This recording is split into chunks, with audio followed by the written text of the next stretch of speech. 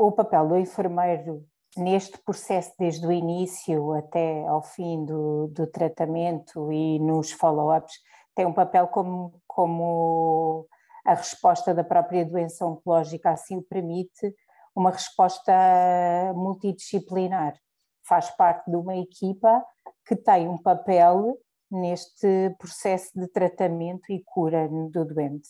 Portanto, todos trabalhamos para os mesmos objetivos, com respostas e procura de objetivos, cada um dentro do seu papel, permitindo desmistificar, aumentar a literacia, capacitar e, sobretudo, dar um empoderamento ao doente para ele poder ter a sua decisão informada, quer para fazer o tratamento na instituição que escolheu, ou que hoje em dia, efetivamente, o doente tem uma grande capacidade também de escolha. E, portanto, também pode procurar essa escolha a partir de nós informada, quer a nível nacional, quer a nível internacional. Neste caso eu falo quando falamos de ensaios clínicos. E são vertentes importantes, pela própria palavra cancro, não é? Que traz, além de partes positivas também na vida da doente, também traz outras perdas, não é? E, portanto, pode ser uma cascata também muitas das vezes de perdas. Daí a importância do fator psicológico.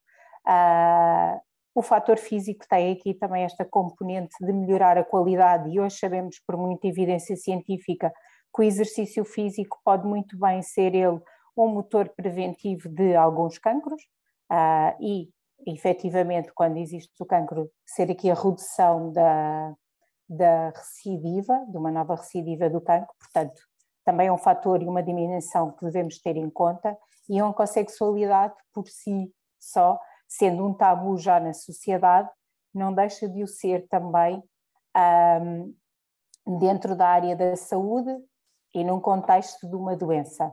Doença essa que, quando falamos do cancro do ovário, falamos do cancro da mulher, e, portanto, o cancro só por si há uma alteração da autoimagem.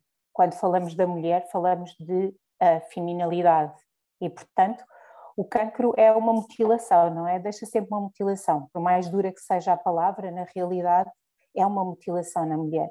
Deixa uma cicatriz, deixa a perda de um órgão. Portanto, tudo isto deixa marcas. E deixa marcas que, como também uma menopausa abrupta, que dá com isso os seus efeitos secundários.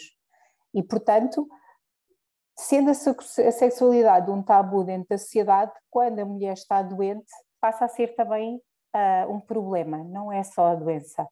É um problema da família, passa a ser um problema do cônjuge, não é?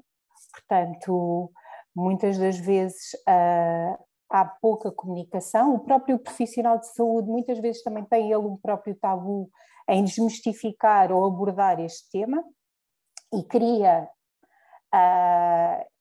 de forma não expectável, mas cria aqui barreiras e que permite aqui que o doente também não tenha esta abordagem. Daí a importância da oncologia, da oncossexualidade no bem-estar e na qualidade também do doente, e deve ser abordado, deve ser desmistificado para conseguirmos efetivamente ajudar aqui a doente e no seu contexto familiar aqui de cônjuge. E, portanto, o profissional de saúde entra aqui muito nisto, no mediar muito, do trabalhar a comunicação, do desmistificar mais uma vez e melhorar esta nova sexualidade que pode existir e que existe efetivamente, porque a sexualidade faz parte do bem-estar, da qualidade de vida, e deve ser efetivamente trabalhada noutra perspectiva.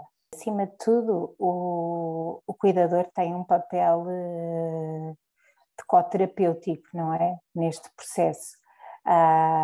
E que, mais uma vez, nós temos que olhar para toda esta família, amigos ou cuidadores que estão com o doente, devemos olhar como um todo. Porque o cuidador, como a própria palavra diz, cuida, não é?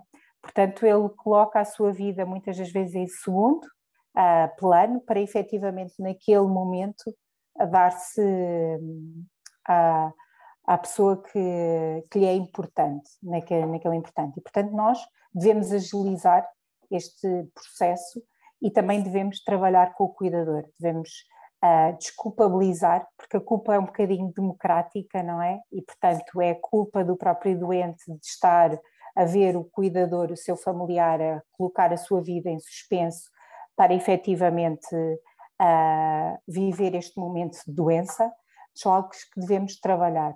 Portanto, o cuidador tem um papel que também deve ser tido em conta, cada vez mais, para gerenciarmos o seu papel em sinalizar, ou ele próprio ser perspicaz também, para ele próprio interpretar os seus sintomas, cansaço, da própria dificuldade em dormir, que começa muitas das vezes porque eles deixam de conseguir fazer as suas próprias atividades, como ir ao ginásio ou ir comprar as próprias compras para casa, atos simples, mas que lhes acarretam uma culpa por deixarem o próprio doente em casa sozinho. Acima de tudo, eu acho que este guia prático permite muito, acima de tudo, capacitar, desmistificar. E nós cuidando, através do cuidar, do comunicar, nós conseguimos que o doente também confie. E depois, acima de tudo, nós temos um problema, que possa-se dizer que é um problema, que é a literacia, não é? Dos nossos doentes. E com estes tabus também que se coloca como a sexualidade. E que muitas doentes, parecendo que apesar de termos muita informação, mas que os campos digitais nos conseguem trazer isso, ou a própria leitura individual, em que o doente faça a sua própria investigação e a sua própria reflexão sobre o que sente, para poder ter essa abertura depois quando vem à consulta e dentro do profissional de saúde. Portanto, acima de tudo, eu acho que estas dicas no folheto permitem efetivamente que o doente reflita sobre si, seja perspicaz, olhe para o que sente, para os seus sintomas, seja proativo e procure a equipa de saúde e que consiga ver nessa equipa de saúde efetivamente um meio de comunicação e um meio em que pode confiar para efetivamente obter as suas respostas de forma capacitada e para tomar decisões informadas.